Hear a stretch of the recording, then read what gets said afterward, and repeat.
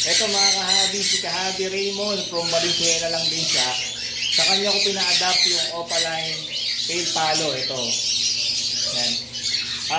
Tuloy-tuloy naman tayo mag-upload ng mga katulad nito, yung may konting deformation. Abangan nyo lang po sa mga nag-aabang. Huwag na po kayo mag-PM sa akin. Mag-comment na lang. Nagko-comment lang naman, di ba Kahabi?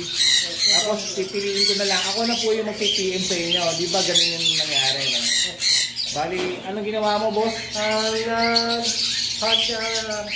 Nag-heart ako and follow ka, share, and ito, nag-comment lang ako. Nag-comment, tapos ano, paano ka nanalo?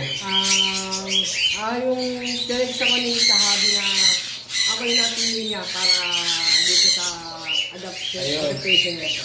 Bali, magko-comment lang po kayo, tapos ilagay niyo yung lugar niyo.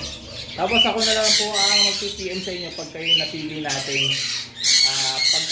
mag-adapt ng ibon na pinapa-adapt natin. Ganun lang mga kahabi, huwag na po kayo mag-PM kasi hindi ko po masasagot lahat dahil ang dami, sobrang dami nag-PM sa atin.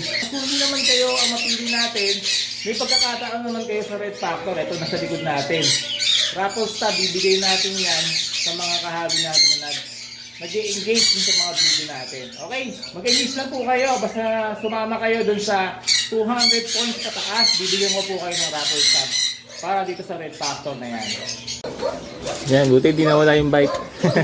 Thank you, Kahabi. Thank you. I-breed natin ito ng ayos. Okay, ingat po. Thank you po.